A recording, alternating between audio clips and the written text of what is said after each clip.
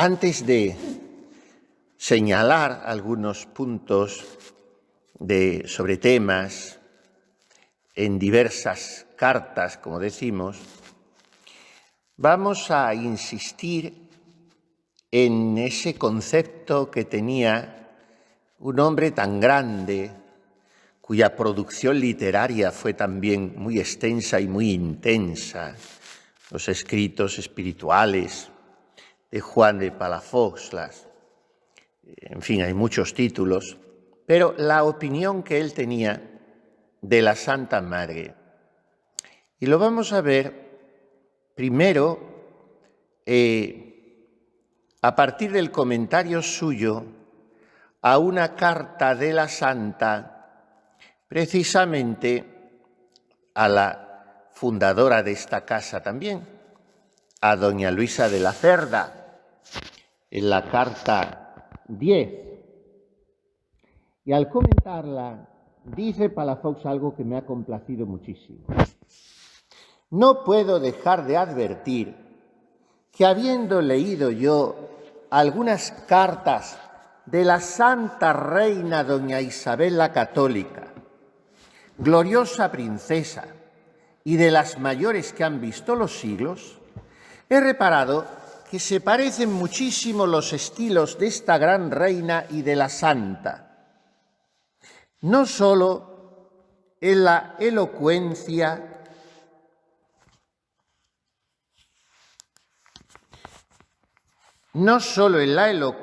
y viveza en el decir, sino en el modo de concebir los discursos, en explicarlos, y en las reflejas, en los reparos, en dejar una cosa, tomar otra y volver a la primera, sin desaliños, sino con grandísima gracia. O sea que tenemos ahora que resulta que la Santa Madre escribía muy parecidamente en su encantador desorden a doña Isabel la Católica.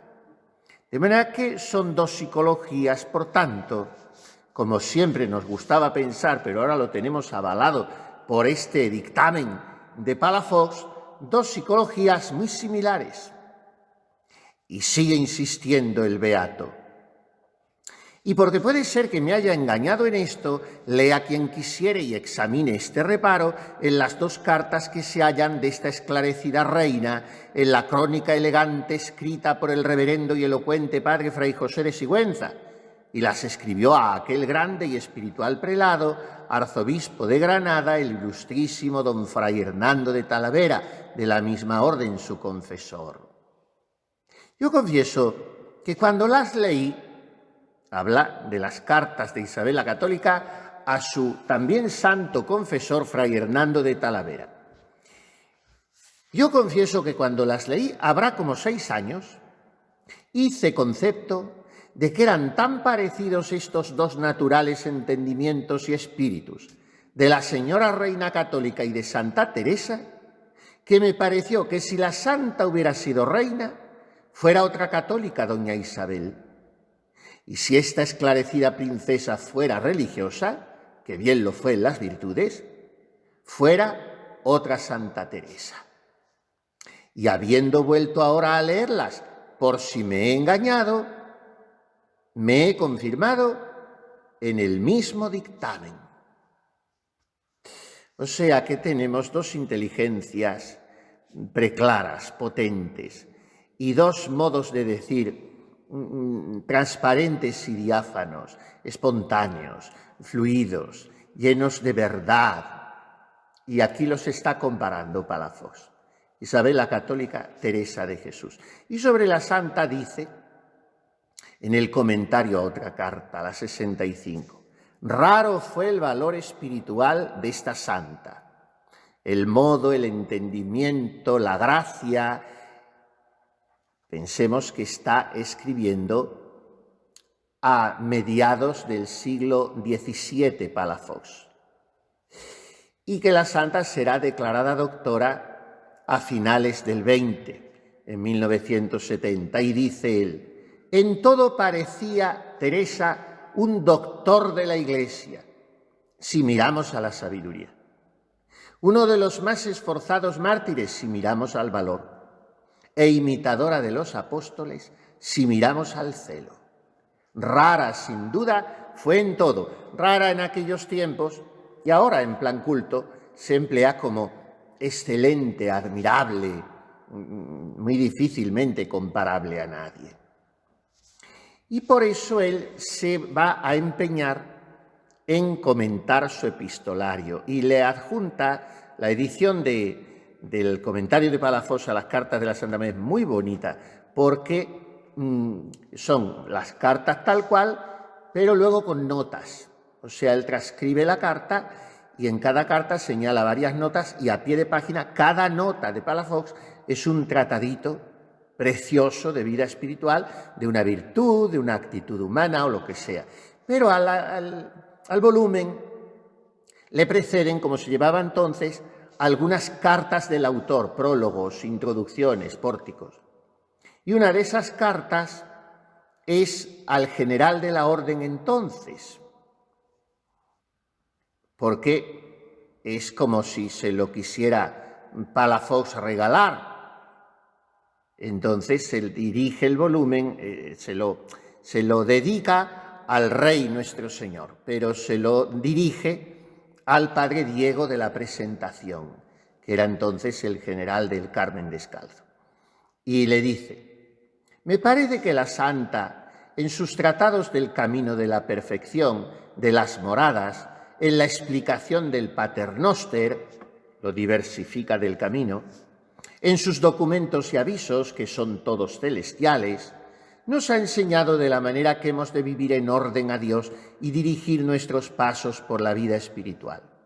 Pero, ¿cómo hemos de vivir en esta exterior, unos con otros, de la cual depende tanta parte, y no sé si la mayor, de la interior? Nos lo enseña en estas epístolas, porque con lo que dice en ellas nos alumbra de lo que debemos aprender y con lo que estaba obrando al escribirlas, de lo que tenemos que obrar.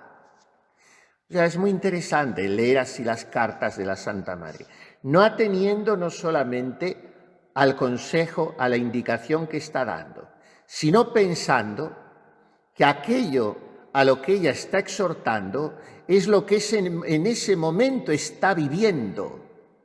Porque los demás podemos escribir más o menos bonitamente y haciendo que resuenen en nuestras cartas frases de otros libros o en fin. Pero es que la Santa está vertiendo su vida y si está escribiendo sobre abnegación, no como quien da un sermón, ni una plática, ni un capítulo, sino con una conversación de amigos. Si está escribiendo sobre abnegación, pues es que lo está haciendo quedándose sin dormir y sin ir a la recreación o lo que sea, porque tiene que terminar esas cartas. Y si está escribiendo sobre afabilidad en el trato, viene de estar tocando las castañuelas y bailando con sus monjas. Y si está escribiendo de amor a la Iglesia, está en ese momento sufriendo la persecución del nuncio o la negación de fundar por parte del obispo de donde sea. O sea, que está viviendo lo que está escribiendo y está escribiendo lo que vive. Pues por eso es tan importante acercarse a ella en esta vertiente totalmente desenfadada, totalmente cotidiana y doméstica, que es la transmisión de sus quehaceres y actividades a través de las cartas. Y en todas esas cartas, si se pone de manifiesto algo, es, como siempre en ella, pero acaso en el epistolario todavía más, lo que se ha venido a llamar el humanismo teresiano, la suavidad teresiana, la comprensión, la adaptación a las diversas personas, el respeto de los ritmos de los demás, la discreción, la ponderación. Y esta es una característica tan saliente, tan definitoria de la Santa Madre, que el que se acerque a ella tiene que ponerla de relieve enseguida. Y por eso en esa carta que decimos al general Fray Diego de la Presentación, el beato Juan de Palafox se lo dice al inicio del libro, de su comentario, y le dice así: el camino de la vida interior es áspero y desapacible. Arcta es via queducit ad vitam. Estrecha es la vía que conduce a la vida. Porque se vence la naturaleza a sí misma y todos son pasos de dolor para la parte inferior, cuantos le ofrece al alma el espíritu. Y así, hacer dulce y entretenido este camino, alegre y gustoso al caminante, no solamente le facilita el viaje, sino que le hace más meritorias las penas con reducirlas a gozos. Esto es lo que hace la Santa Madre con nosotros. Nos toma de la mano para que recorramos el camino con ella. Y si nosotros solemnizamos, ella desdramatiza. Si nosotros somos negativos, ella nos ofrece siempre la parte optimista de las cosas. Si nuestro temperamento es un poco melancólico y nos hace tender a la tristeza, ella viene a alegrarnos. Si somos individualistas y nos pretendemos recluir en el castillo de marfil de nuestra oración o de nuestros criterios, ella viene y nos devuelve a la comunidad para que nos enriquezcamos. Y si nos amargamos o agobiamos demasiado por la marcha de las cosas, por el estado de la Iglesia, por ejemplo, ella viene a elevar nuestra mirada, a infundirnos sentido sobrenatural, o sea, que nos hace dulce y entretenido el camino, alegre y gustoso para el caminante que somos nosotros. Y por eso sigue diciendo en esa carta al general nuestro amigo Palafox: Dios, en las almas que quiere para sí, no destruye la naturaleza, sino que la perfecciona. Y al natural colérico lo hace celoso y dale luego con el espíritu la moderación. Y al flemático contemplativo y dale luego con el espíritu la diligencia. Quisiera detenerme un poquito en esta afirmación tan sabia de Palafox, como que es un hombre que sabe teología. Hay una sentencia, un axioma teológico fundamental que es este: la gracia no destruye la naturaleza, sino que la perfecciona. O sea, Dios nuestro Señor, actuando en nosotros, a través de ese ser divino que nos hace hijos suyos y herederos de la gloria, y que se llama la gracia santificante, la gracia creada, Dios nuestro Señor respeta nuestros ritmos y respeta la naturaleza que Él mismo nos ha dado. Entonces esto es un fallo muy corriente en la formación de las almas o en el desarrollo del propio camino espiritual. Es que yo no tengo que ser así, y eso es una equivocación. Tú serás siempre así, pero siendo así, Dios te quiere santo. Entonces a un natural flemático, dice aquí Palafox, ya sabemos que son 4 los temperamentos, él ha aludido a 2, porque se pueden casi todavía reducir los 4 a esos 2, y sabemos que son sanguíneo, que es el temperamento propio de la Santa Madre, colérico, melancólico o nervioso y flemático.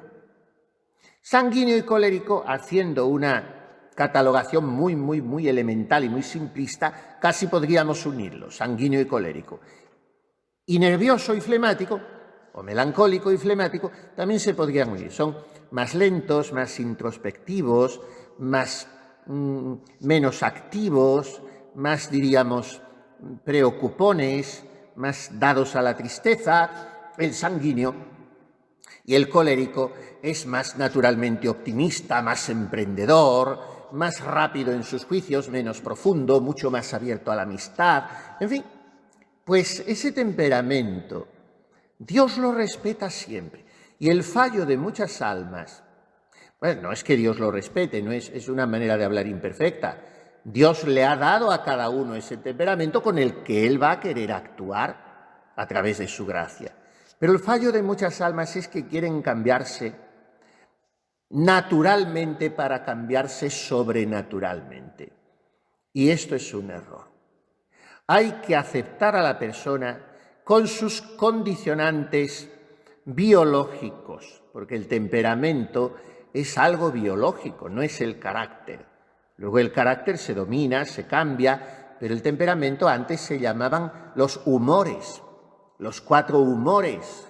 El sanguíneo es porque predomina en él la sangre, suele tener un rostro rubicundo, las mejillas enrojecidas, y el colérico porque predomina en él la bilis, y el flemático la flema, y el nervioso la linfa, el sistema nervioso, en fin.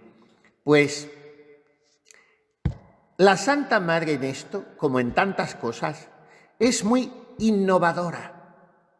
Ella parte en un tiempo en que todavía esto no se consideraba, ni ella tampoco sabe formularlo así, pero ella parte de la importancia de la persona. Porque si no hay persona, San Ignacio de Loyola, con todo su laconismo tan frío, dirá el sujeto. Si se corrompe el sujeto, dice él, no hay nada que hacer. Entonces lo primero es que el sujeto esté bien comido y bien dormido y bien reído y bien descansado y bien todo. Y que el sujeto se acepte a sí mismo y que el sujeto esté en condiciones. Si no hay sujeto, pues no hay objeto directo, ni hay adjetivo, ni hay nada de nada. Y la Santa Madre parte de eso, de la persona.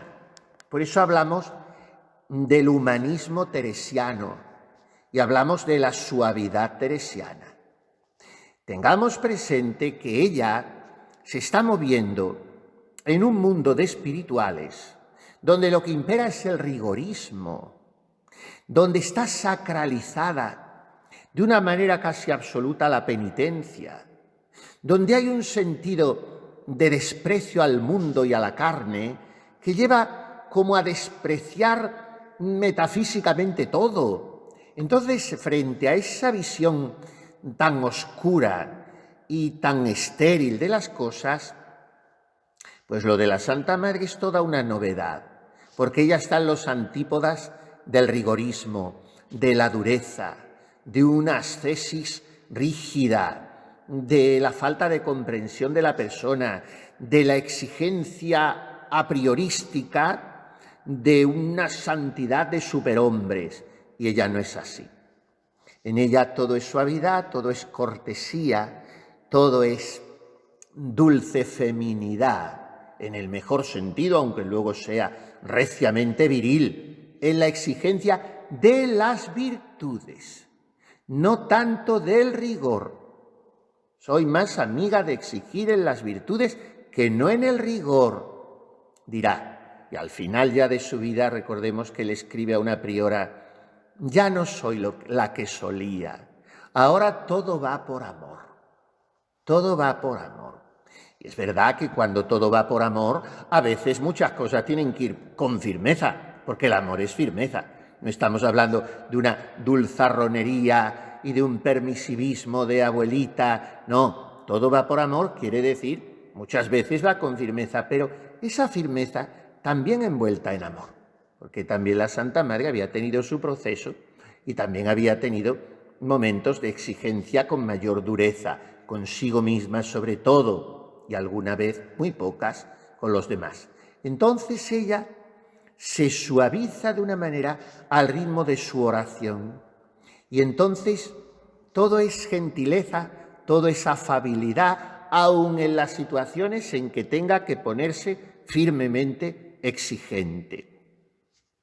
Y fíjense cómo capta todo esto un hombre también muy suave, muy humano, muy blando, muy comprensivo, como fue Palafox. Miren, Cuando Palafox se acerca a la obra de la Santa Madre, pues no deja de comprender, porque era un hombre muy inteligente, que esta obra, que había surgido en la Iglesia algo inédito, de una mujer, había sido ya muy estropeada por los hombres. Recordemos que él trata con esos dos Carmelos, lo hemos dicho antes, cuya priora había sido Ana de Jesús, Madrid y Granada. Entonces Ana de Jesús fue, lo sabemos, la gran luchadora por defender el legado teresiano y la que pudo salir un poquito más incólume gracias a que se fue a Francia a fundar, si no, la hubieran machacado y pulverizado como hicieron aquí con nuestra María de San José Salazar. Pero Ana de Jesús se resistió con toda su inteligencia, con toda su gallardía humana y espiritual, con todo el señorío de su educación de mujer muy grande, y se resistió contra todo un Doria, contra aquel hombre que como general de la orden, el primer general, quiso pues pulverizar el legado teresiano y consiguió en buena medida hacerlo si no hubiera sido porque ese puñado de prioras aguerridas de conventos muy notorios entonces se resistieron. Pero había quedado mucho con la consulta y todas aquellas cosas, la huella del destrozo que pretendió hacer Doria, y sobre todo entre los frailes había prevalecido mucho, más que la línea de un Gracián o de un Fray Juan de la Cruz, la línea de un Doria, rigorista, que decía que en mi sepultura mis huesos chocarán unos con otros diciendo observancia regular, observancia regular. En fin, al cabo de los siglos sabemos muchas cosas más que entonces sabían y conocemos a fondo la figura de aquel hombre seguramente enfermo, psicópata, al que nada menos que el padre Fren de la Madre de Dios moteja con calificativos muy, muy duros, de monstruo para arriba. Y es que seguramente había un trasfondo muy oscuro en la psicología y en la afectividad del pobre Nicolás Doria, que era un excelente banquero genovés.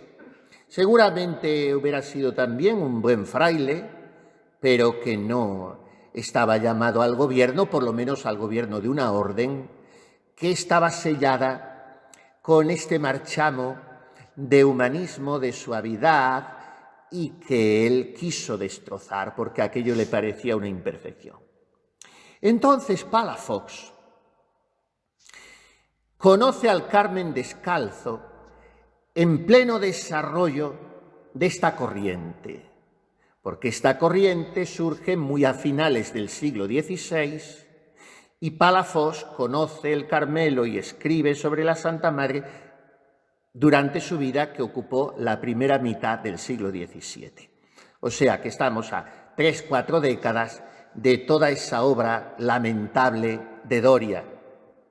Y Palafox conoce todo y ve las dos corrientes y escribe así, después de, dirigiéndose al padre Diego de la Presentación, que ya estaba suponiendo un poco una vuelta a un equilibrio teresiano después de aquella tormenta, dirigiéndose a él le presenta la orden, Palafox, como santa, penitente y perfecta, llena de excelentes virtudes y perfecciones, pero añade, fíjense, interesantísimo, yo no digo que el celo, la penitencia, el desasimiento y la austeridad no se lo deban a su celosísimo y santísimo padre Elías, pero todo lo que es la caridad, la suavidad, el agrado, el ser tan amados de todos, se lo deben sin duda a su madre Santa Teresa.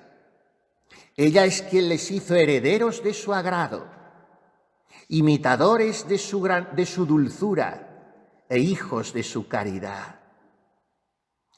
Fíjense qué juego está haciendo, tan fino, tan sutil, tan elegante. El que sale mal parado es el pobre San Elías, porque lo usa Palafox para lo que le interesa.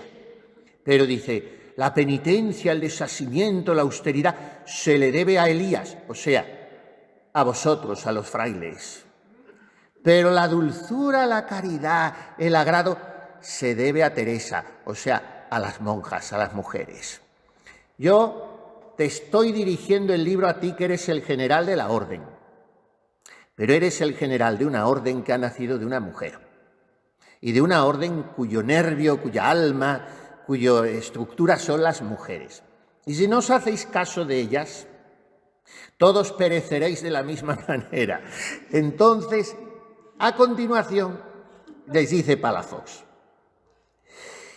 y aunque en esto y en todo, en la caridad, en la suavidad, en el agrado, en esto y en todo, resplandece mucho en sus hijos Santa Teresa, si he de decir lo que mi afecto y estimación me dicta, sin causar celos a los hijos por las hijas, aunque no sé que excedan las esposas de Cristo Señor nuestro, sé que las hallo asistidas de algunas particulares circunstancias, poderosas a imprimir en ellas una viva y perfecta semejanza de su Santa Madre, ya porque les valió y favoreció la misma naturaleza, y al fin es Madre la Santa y no Padre, ya sea por haberlas comunicado más, ya por su mayor asistencia con ellas, ya porque a ellas se enderezaron sus instrucciones primero, ya porque el dar hijas a Dios fue el primer empleo de su espíritu,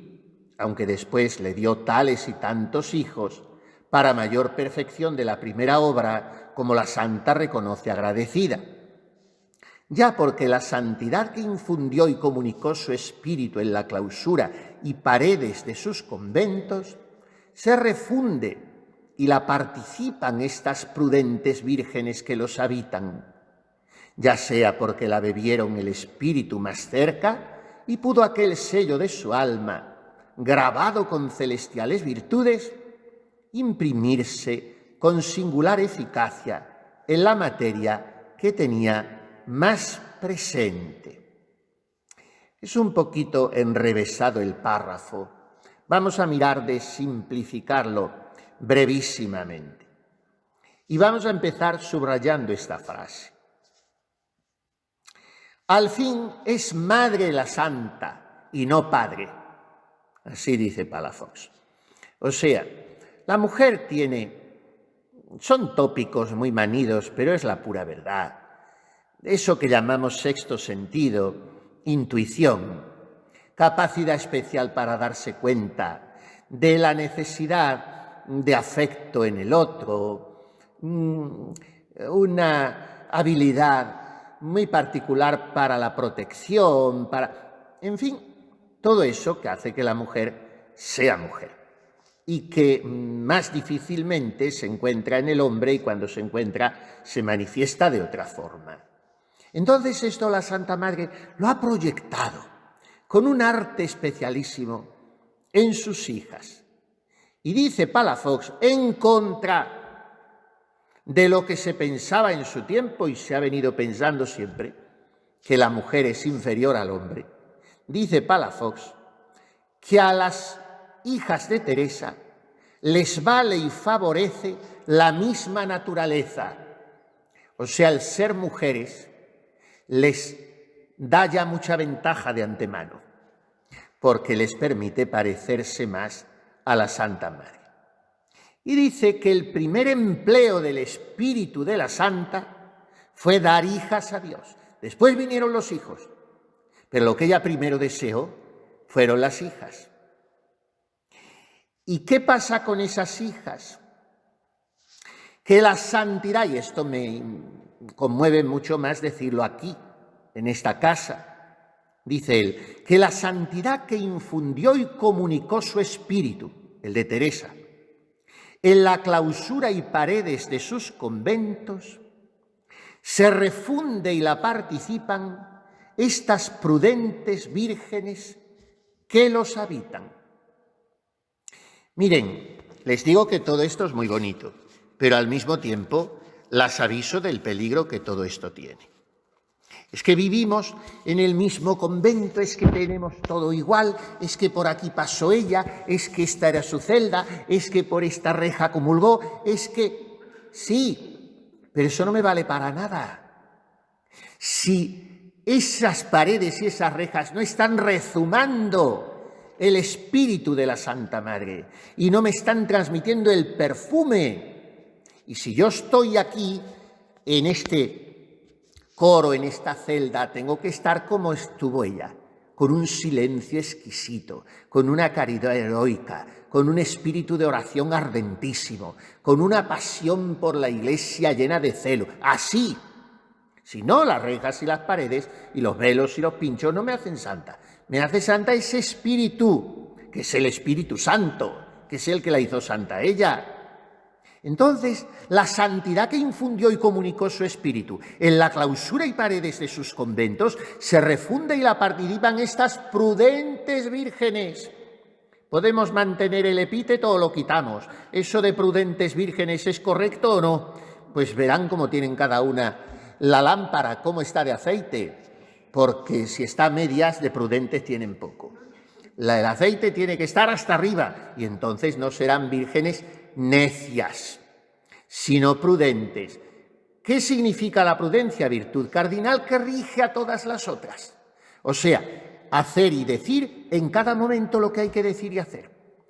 Y eso me lo transfunde el espíritu de la Santa Madre, porque bebieron el espíritu más de cerca y pudo aquel sello de su alma imprimirse en ellas. El espíritu de la Santa Madre, que es el espíritu de Jesucristo. Aprended de mí que soy manso y humilde de corazón. Aprended de mí. No hay que aprender tanto, aunque hay que cumplirlas y hay que guardarlas y conservarlas con fidelidad. Pero no es tanto de las leyes, no es la ley por la ley. La ley es la del amor.